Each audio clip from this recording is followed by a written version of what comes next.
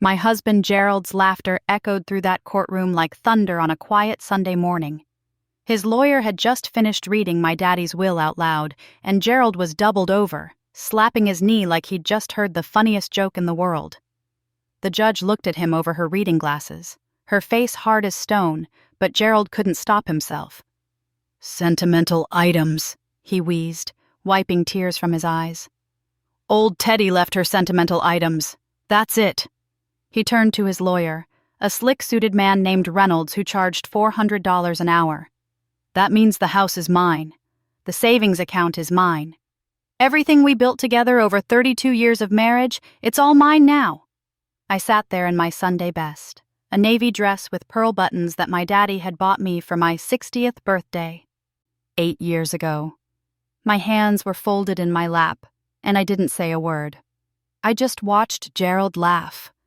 I watched him celebrate what he thought was his victory over me. That's when my attorney, Yvette Mitchell, a sharp young sister with her hair pulled back in a neat bun, reached into her briefcase. She pulled out a manila envelope, the kind with a red string wrapped around the clasp, and walked it up to Judge Hammond's bench. "Your Honor," Yvette said, her voice calm as a summer breeze, "I have here a second will, filed with the county clerk's office exactly 1 day before Mr. Theodore Robinson's death. It supersedes the will that was just read." Gerald's laughter died like somebody had cut off his air supply. Before we continue, if this story resonates with you, please hit that subscribe button and ring the notification bell so you never miss our next story. Now let me take you back to where this whole mess started, because you need to understand how I got to that courtroom and why my daddy was smart enough to protect me even from beyond the grave.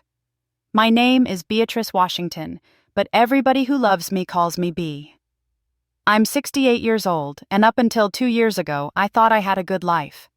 I'd been married to Gerald Washington for 32 years. We met at a church social when I was 36, both of us starting over after previous marriages that hadn't worked out. I had my daughter Tamara from my first marriage, and Gerald had his son Pierce from his. We blended our families, bought a house together in a nice neighborhood on the east side, and built what I thought was a solid life. Gerald worked as a supervisor at the water treatment plant. Good job, steady paycheck, benefits. I worked as a nurse at County Hospital for 29 years before I retired. We weren't rich, but we were comfortable. We went to New Hope Baptist Church every Sunday. We hosted Thanksgiving and Christmas dinner. We took care of our grandkids when our kids needed us. I thought we were partners. My daddy, Theodore Robinson, everybody called him Teddy, lived in the house I grew up in over on Cypress Avenue. It was a beautiful 3-bedroom brick house with a front porch swing and a garden out back where Daddy grew tomatoes and collard greens every summer. After my mama died 12 years ago, Daddy lived there by himself, and I checked on him every single day. I'd stop by after my shift at the hospital, bring him dinner, make sure he was taking his medications, help him with whatever he needed. Daddy was 79 years old, sharp as a tack, and independent as they come. He'd worked for the post office for 35 years before he retired. He'd saved his money, invested wisely, and owned his house outright. He also had a rental property, a duplex over on Martin Luther King Boulevard that brought in income every month. Daddy wasn't wealthy, but he was comfortable, and he'd always told me, "Bea, baby, everything I have is going to be yours one day. You're my only child, and you've always been good to me." I never asked Daddy for anything. I took care of him because I loved him, not because I was waiting for an inheritance, but I knew it was there, and I knew it would help me and Gerald in our retirement years. Things started changing about 3 years ago. Gerald started acting different. He'd come home late from work, saying he had to handle overtime or meet with his supervisor. He'd be on his phone constantly, texting and smiling at the screen, then closing it real quick when I walked into the room. He stopped going to church with me, saying he was too tired on Sundays. He stopped touching me, stopped talking to me about anything real. We became strangers living in the same house. I tried to talk to him.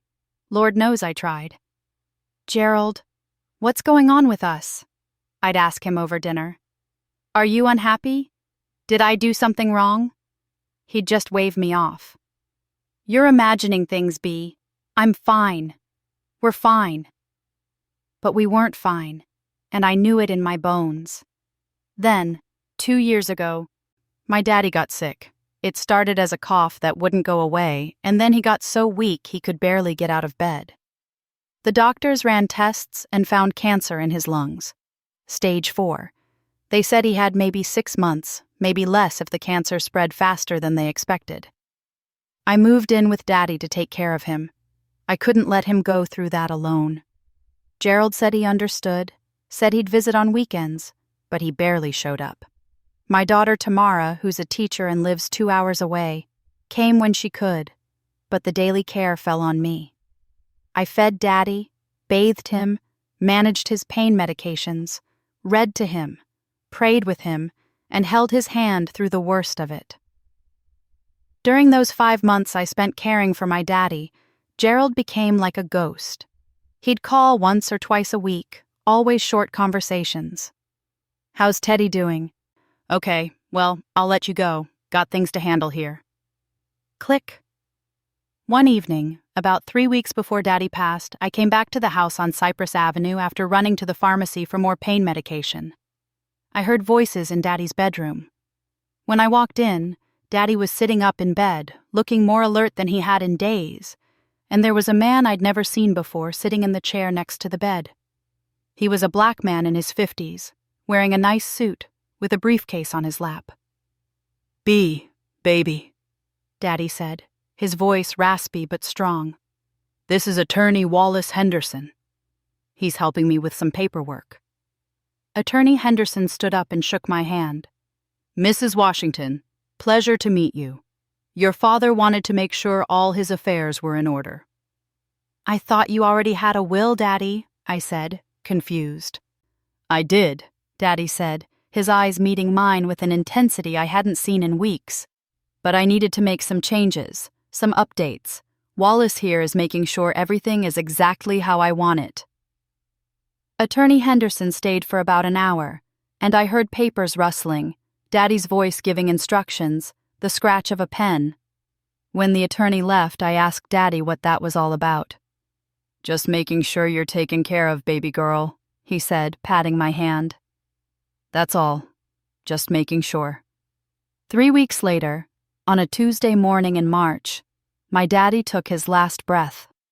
I was holding his hand when he went. He looked at me one last time and whispered, "You're stronger than you know, B. Don't let anybody make you forget that." Those were the last words my father ever said to me. The funeral was beautiful. New Hope Baptist Church was packed with people who loved Daddy. The choir sang, "Precious Lord, Take My Hand," and Pastor Williams gave a sermon about Daddy's life of service and integrity. Gerald stood next to me during the service, but he felt like a stranger. His hand in mine was cold and distant. After the funeral, after we'd buried Daddy next to my mama at Oakwood Cemetery, after everyone had come back to the church for the repast and shared their memories and hugged me and told me what a good man my father was, I went home. Not to Daddy's house on Cypress Avenue, but to the house I shared with Gerald. That's when Gerald finally told me the truth. I was sitting at the kitchen table, exhausted and grief-stricken, still wearing my black funeral dress. Gerald poured himself a glass of whiskey, something he only did on special occasions, and sat down across from me. "B," he said, not meeting my eyes. "I need to tell you something. I've been wanting to tell you for a while now, but the timing was never right." I looked at him, and a cold feeling settled into my stomach. "What is it?" "I want a divorce." The words hung in the air like smoke. I couldn't breathe. "What? Gerald, what are you talking about?" "I'm not happy," he said, his voice flat. "I haven't been happy for years. I've met someone else. Her name is Valencia. She works at the plant. She's 52, no kids, no drama. We've been seeing each other for 2 years, and I want to be with her." 2 years. He'd been cheating on me for 2 years. The whole time I was taking care of my dying father, he was building a life with another woman. "Gerald, "We can work this out," I said, even though my heart was breaking. "We can go to counseling. We can pray about it. We can—" "I don't want to work it out," he interrupted. "I want a divorce, and I want it now. I've already talked to a lawyer." "You've already talked to a lawyer?" I repeated, my voice rising. "You told a lawyer before you told me?"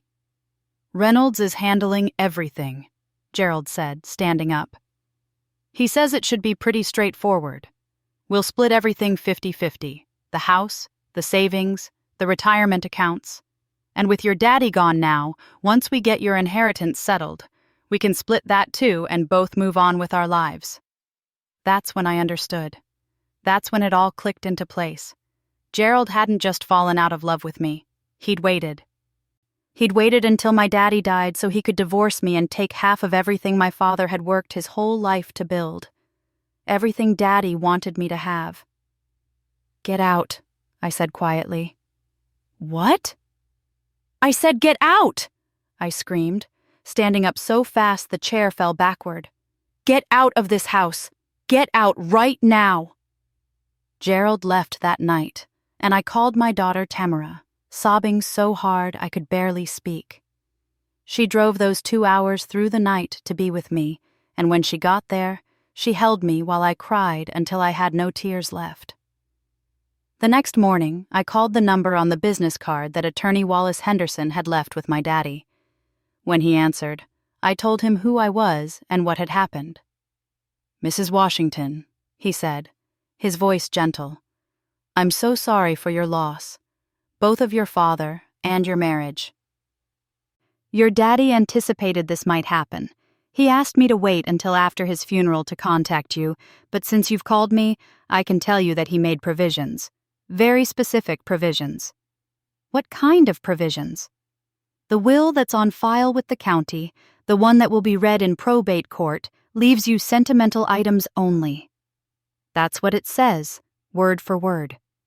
But there's a second will, Mrs. Washington, filed one day before your father passed.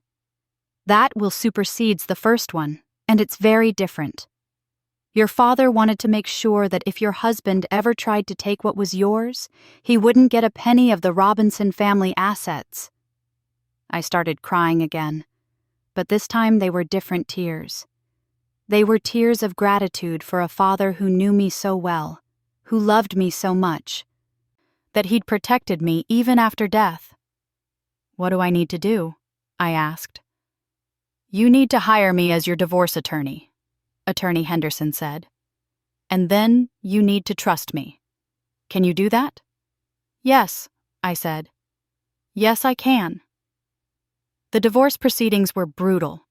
Gerald's lawyer, Reynolds, was everything I expected him to be: aggressive, dismissive, and certain he was going to win. They filed for the divorce to be finalized as quickly as possible.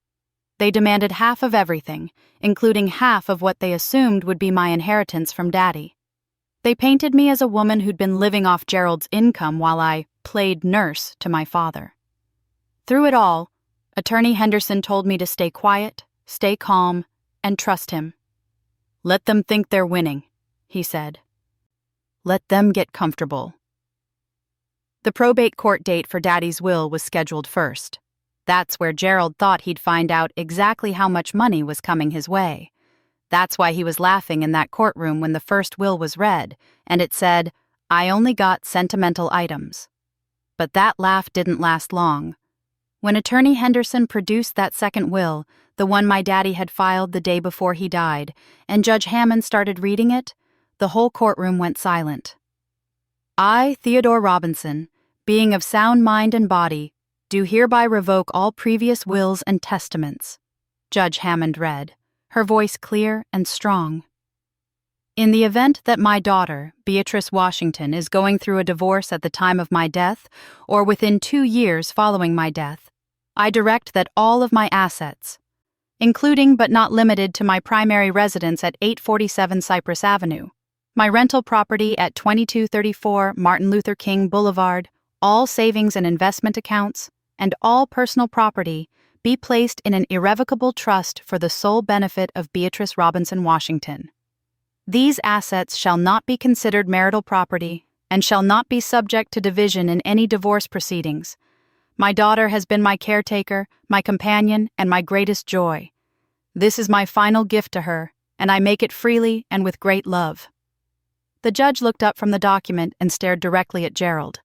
"Mr. Washington, this will was properly filed, properly witnessed, and properly executed. It supersedes the previous will in its entirety. The assets of Theodore Robinson's estate will not be part of the marital property division in your divorce." Gerald's face went from red to white to purple. "That's not possible," he shouted, jumping to his feet. "He can't do that. That's my wife's inheritance. We're entitled to—" "Sit down, Mr. Washington," Judge Hammond said, her voice like ice. "You're entitled to nothing from Mr. Robinson's estate. Court is adjourned." Attorney Henderson turned to me and smiled. "Your daddy was a smart man, Mrs. Washington." But that was just the beginning. Because what happened next, what Gerald tried to do after he lost in that courtroom, that's when things got really ugly. That's when I learned exactly what kind of man I'd been married to for 32 years. And that's when I had to decide, was I going to let him destroy me, or was I going to fight back with everything I had? Gerald didn't speak to me for 3 days after that courtroom hearing. Not a word. Not a phone call. Nothing. His lawyer Reynolds sent Attorney Henderson an email demanding we reconsider the trust arrangement, claiming it was unethical and designed to defraud Gerald of his rightful share. Attorney Henderson responded with a single sentence: "The will is valid and enforceable. See you in divorce court." I was staying at Daddy's house on Cypress Avenue. I couldn't go back to the house I'd shared with Gerald. Just the thought of it made my stomach turn. Tamra had taken a week off work to stay with me, and every evening we'd sit on Daddy's front porch swing, watching the sun go down, trying to process everything that had happened. "Mama, I never liked him," Tamra said one evening, her voice quiet. "I know I never said it out loud, but I never trusted Gerald. There was always something cold about him, something calculating." I looked at my daughter.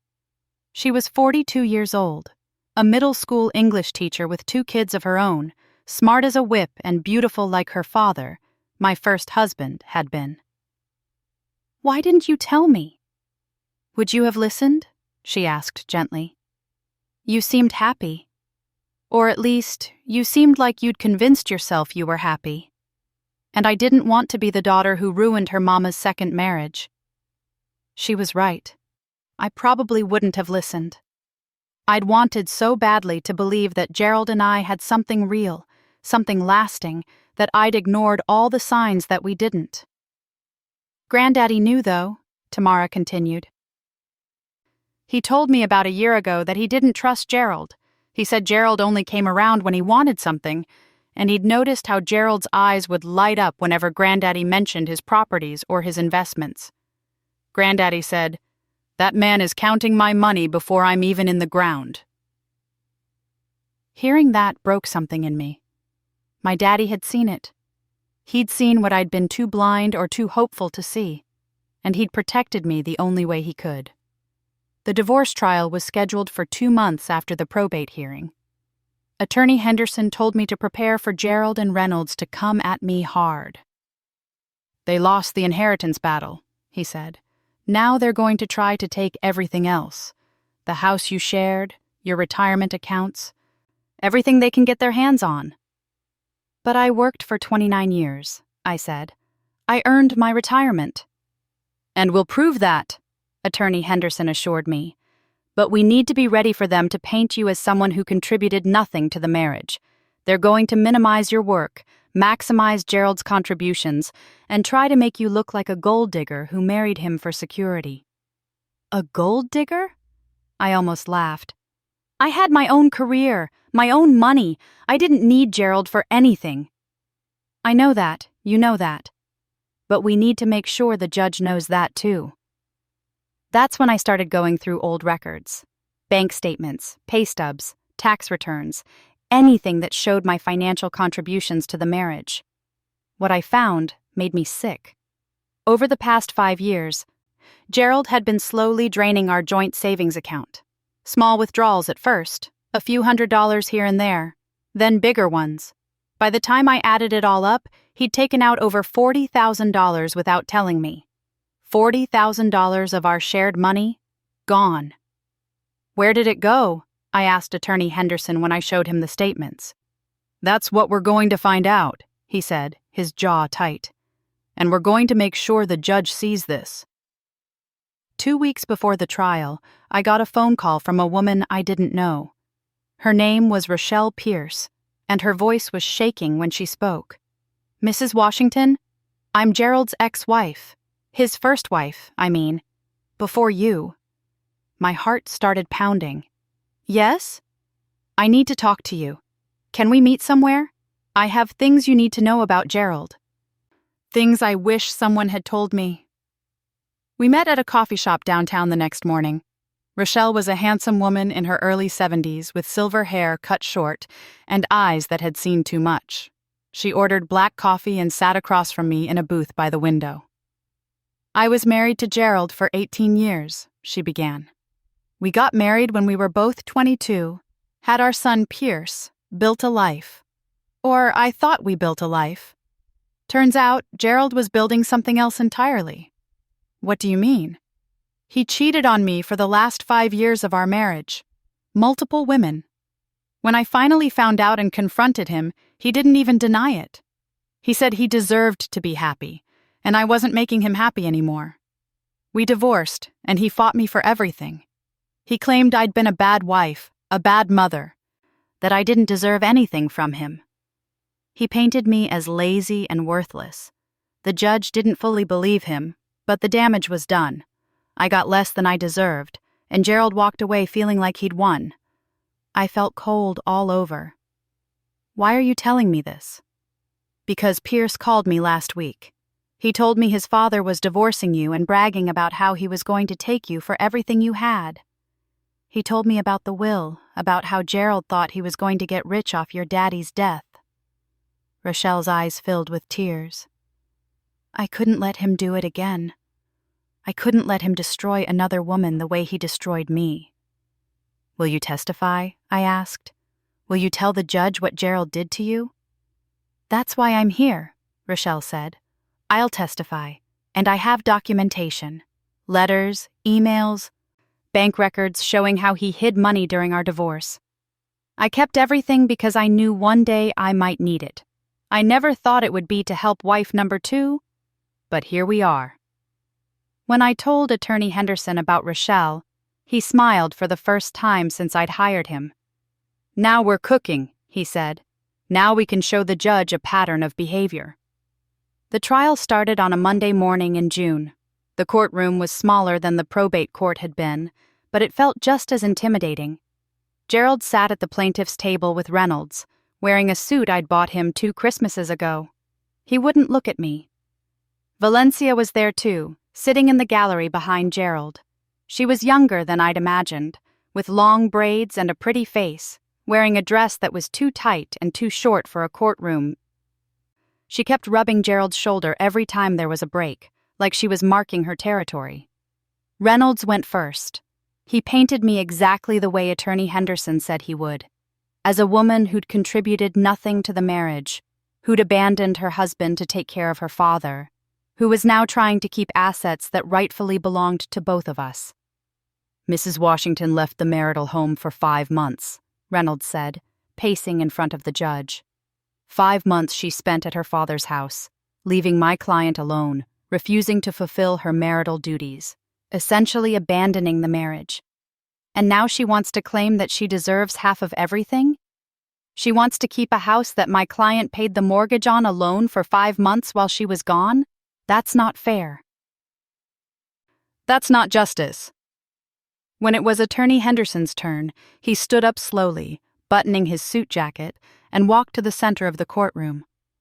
"Your Honor," he began, "let's talk about fairness. Let's talk about justice. Mrs. Washington worked as a registered nurse at County Hospital for 29 years. In that time, she contributed equally to this marriage. She paid half the bills. She maintained the home. She raised children, both her biological daughter and her stepson. She was a faithful, loving wife for 32 years. He pulled out a folder thick with papers. These are bank statements showing Mrs. Washington's direct deposits into the joint account she shared with her husband. Every paycheck, like clockwork, for 29 years. These are tax returns showing her income. These are receipts showing household purchases she made, repairs she paid for, contributions she made to their retirement accounts. Attorney Henderson turned to look at Gerald. Now, let's talk about what Mr. Washington did during those same years. Specifically, let's talk about the $40,000 he withdrew from their joint savings account over the past 5 years without his wife's knowledge or consent. Reynolds jumped to his feet. Objection. Those were legitimate withdrawals for household expenses and— Household expenses? Attorney Henderson cut him off. Let's see. March 2023, Mr. Washington withdrew $2,000 and used it to take a woman named Valencia Morris to a resort in the Bahamas. June 2023, another $3,000 for jewelry he gave to Ms. Morris. September 2023. Your Honor! Reynolds was shouting now. This is character assassination. Judge Hammond, a black woman in her 50s with no patience for nonsense, held up her hand. I'll allow it. Continue, Mr. Henderson. September 2023, Mr. Washington withdrew $5,000 and used it as a down payment on an apartment he planned to share with Ms. Morris after he divorced his wife. An apartment he was planning for before he even told Mrs. Washington he wanted a divorce. In fact, Mr. Washington had been in a relationship with Ms. Morris for 2 years before he informed his wife of his intentions. 2 years during which Mrs. Washington was caring for her dying father, believing her husband supported her, believing she had a partner. The courtroom was silent, except for the sound of Valencia crying softly in the gallery. Attorney Henderson wasn't done. Your Honor, I'd like to call a witness, Mrs. Rochelle Pierce. Rochelle walked to the witness stand with her head held high. She was sworn in and sat down, her hands folded in her lap. Mrs. Pierce, can you tell the court your relationship to the plaintiff, Mr. Gerald Washington? I was married to him for 18 years, Rochelle said, her voice steady. From 1971 to 1989. And why did that marriage end? Because Gerald was unfaithful, multiple times with multiple women. When I discovered the affairs and confronted him, he asked for a divorce. What happened during your divorce proceedings? Gerald tried to paint me as a bad wife who deserved nothing. He claimed I hadn't contributed to the marriage, that I'd been lazy and neglectful. He fought me for every penny, every asset. He made it as painful and difficult as possible. Do you see any similarities between what happened to you and what's happening to Mrs. Washington now? Rochelle looked directly at Gerald. It's exactly the same. He's running the same playbook. Cheat on your wife, blame her for the problems in the marriage, then try to take everything in the divorce. The only difference is this time, Mrs. Washington's father was smart enough to protect her. Reynolds tried to discredit Rochelle, tried to claim she was bitter and lying, but the damage was done. The judge had seen Gerald for what he was. When it was my turn to testify, I told the truth. I talked about the 29 years I'd worked as a nurse. I talked about the sacrifices I'd made for our marriage, for our blended family. I talked about caring for my father in his final days, while my husband was building a life with another woman. I didn't cry. I didn't yell. I just told the truth, plain and simple. Gerald testified too, but he couldn't look at the judge when he spoke. He stumbled over his words, contradicted himself, and got defensive when Attorney Henderson cross-examined him about the money he'd taken from our account. I was going to pay it back, Gerald mumbled. When? Attorney Henderson asked. After you divorced your wife and married your mistress? After you thought you'd gotten half of her inheritance? Objection! Reynolds shouted, but it didn't matter. The judge had seen enough. We broke for lunch, and I went outside to get some air. Tamara was waiting for me on the courthouse steps, along with 3 women from New Hope Baptist Church, Sister Constance, Sister Ruby, and Sister Imani. They'd taken the day off work to come support me. "You're doing great, Bea," Sister Constance said, hugging me tight. "That man is getting exactly what he deserves." "We're praying for you, baby," Sister Ruby added. "The whole church is praying." While we were talking, Valencia walked out of the courthouse. She looked at me, and for a moment I thought she might say something. Then she just turned and walked away, her heels clicking on the concrete. "That's a woman who knows she backed the wrong horse," Sister Imani said, and despite everything, I almost smiled. When court reconvened, Judge Hammond had made her decision. She didn't waste time. "I've heard enough," she said. "Mr. Washington, your credibility in this court is non-existent. You have demonstrated a pattern of deception, financial manipulation, and marital infidelity. Mrs. Washington, on the other hand, has shown herself to be a woman of integrity who contributed equally to this marriage and deserves to be treated fairly." Gerald's face was red, his fists clenched on the table. "The marital home will be sold, and the proceeds will be split 60-40, with Mrs. Washington receiving 60% due to Mr. Washington's misappropriation of marital funds.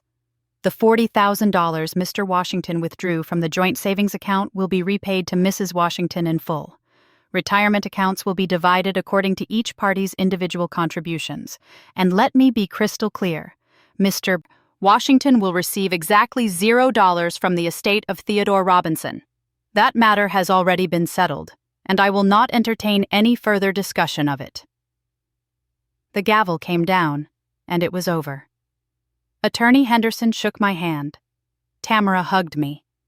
The church sisters were crying happy tears. And Gerald?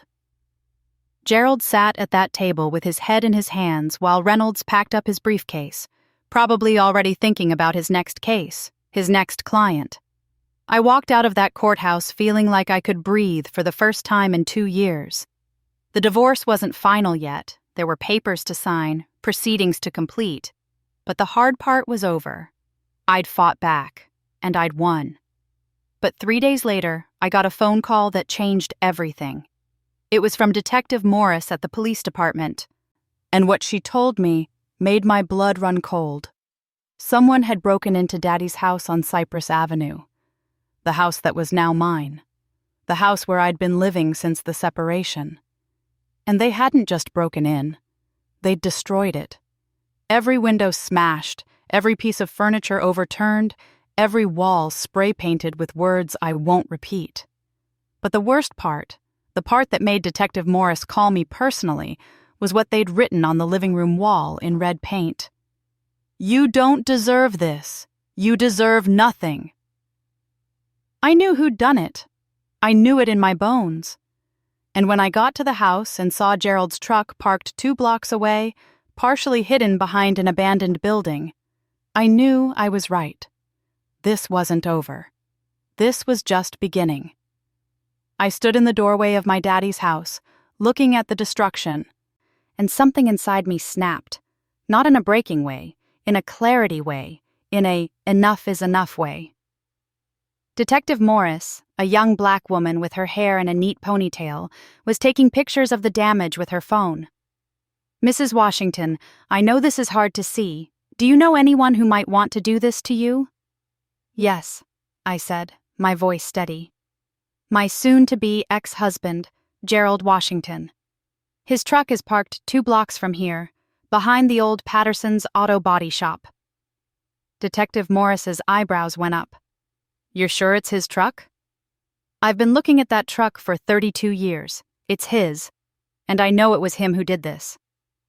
Within 20 minutes, there were 3 police cars surrounding Gerald's truck. He wasn't in it, but Detective Morris put out a call to bring him in for questioning. They found his fingerprints all over the broken windows and red paint on his boots that matched the paint on my walls. By that evening, Gerald was arrested for criminal mischief, vandalism, and destruction of property. But here's the thing that Gerald didn't understand, the thing that his anger and his pride wouldn't let him see. I wasn't alone anymore. I'd spent 32 years of my marriage feeling alone, feeling like I had to handle everything by myself, feeling like if I asked for help, I was weak. but that was over now. The very next morning, Sister Constance showed up at Daddy's house with her husband Jerome and their 2 grown sons. Sister Ruby came with her brother who owned a construction company. Sister Imani brought her nephew who did professional cleaning. Pastor Williams came with a whole crew from New Hope Baptist Church, deacons, church members, young people from the youth ministry, all of them wearing work clothes and carrying tools.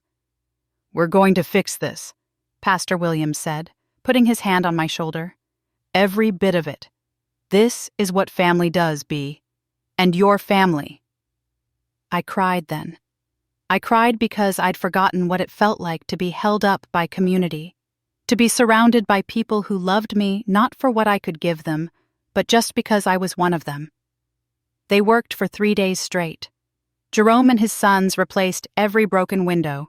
Sister Ruby's brother and his crew repaired the damaged walls, repainted everything, and made the house look better than it had before. The cleaning crew scrubbed away every hateful word, every trace of Gerald's rage. Church members brought food, furniture to replace what had been destroyed, and even flowers to plant in Daddy's garden. Tamara came back and stayed with me, and every evening we'd sit on that front porch swing and watch the sun go down over a house that was being reborn. "Granddaddy would be so proud of you," Tamara said one evening.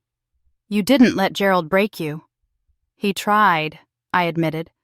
"Lord knows he tried. But your granddaddy taught me something I'd forgotten. He taught me that I'm stronger than I think I am." Gerald's arraignment for the vandalism charges was scheduled for 2 weeks after his arrest. Attorney Henderson told me that with the evidence the police had, fingerprints, the paint on his boots, his truck parked nearby, and the timing right after losing in divorce court, Gerald was looking at serious consequences. "He could get up to a year in jail," Attorney Henderson said. "Plus, he'll have to pay restitution for all the damage. And this arrest just made our divorce settlement even stronger. The judge is not going to look kindly on a man who committed a crime against his wife." The arraignment was in the same courthouse where we'd had our divorce trial, but this time Gerald was the defendant in a criminal case. He showed up in an orange jumpsuit, his hands cuffed in front of him, looking like he'd aged 10 years in 2 weeks. Valencia wasn't there this time. I'd heard through the church grapevine that she'd moved out of the apartment Gerald had rented and gone back to her ex-boyfriend. Apparently, dating a man facing criminal charges wasn't as appealing as dating a man she thought was about to come into money. The judge for the criminal case was Judge Thornton, a stern white man in his 60s who didn't tolerate nonsense. Reynolds was still representing Gerald, but even he looked uncomfortable. "Mr. Washington," Judge Thornton said, looking down at Gerald from the bench, "you're charged with criminal mischief in the first degree, vandalism, and destruction of property. The evidence against you is substantial. Your fingerprints were found at the scene, paint matching the paint used in the crime was found on your footwear, and your vehicle was located nearby. How do you plead?" Reynolds whispered something to Gerald, and Gerald mumbled, "Not guilty." "Speak up, Mr. Washington." "Not guilty," Gerald said louder, but his voice was hollow. The trial was scheduled for a month later, but Gerald never made it to trial. 2 weeks before the court date, Reynolds came to Attorney Henderson with a plea deal. Gerald would plead guilty to all charges in exchange for 6 months in jail, 3 years probation, and full restitution to me for all damages to the property, which the insurance adjuster had estimated at $37,000. "Should I accept it?" I asked Attorney Henderson. "That's up to you," he said. "If we go to trial, he might get more time. But this guarantees he'll be held accountable, and you'll be compensated for what he did." I thought about it for a long time. I thought about the man I'd married 32 years ago, the man I'd thought I knew, the man who'd turned into someone I didn't recognize. I thought about revenge and justice and what my daddy would want me to do. "I'll accept it," I said finally. Not because I forgive him, but because I'm done letting him take up space in my life. I want this over so I can move on. Gerald accepted the plea deal. At his sentencing hearing, Judge Thornton looked at him with disgust. "Mr. Washington, You destroyed property that belonged to a deceased man who can't defend himself, and you did it to hurt your wife because she wouldn't give you money you never deserved in the first place. You're a coward and a bully, and frankly, 6 months is less than you deserve. But it's what we've agreed to, so that's what you'll serve. And let me be clear.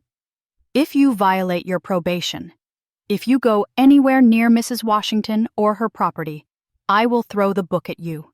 Do you understand? Yes, Your Honor, Gerald whispered.